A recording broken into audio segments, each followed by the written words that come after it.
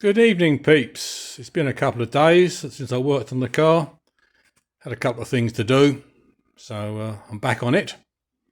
That old adage about the last 10% of a project takes 90% of the time, I think is a tad conservative. I'm thinking it's more like the last 5% takes 95% of the time.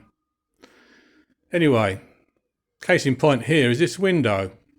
Initially, I cut the glass and it was going to fit tight to the frame.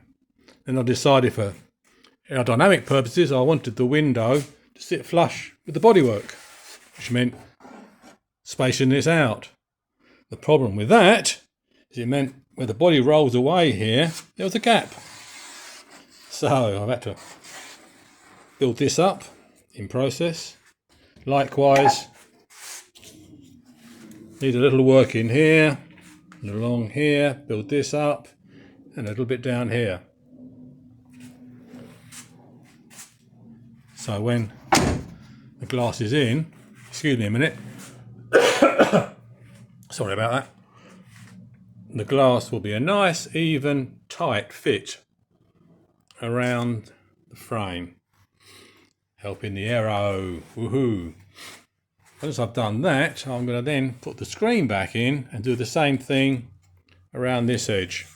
Basically, fitting a piece of cardboard, which is my thickness of the space I want, around the edge here, and then filling in the gap, which is what I did at the back.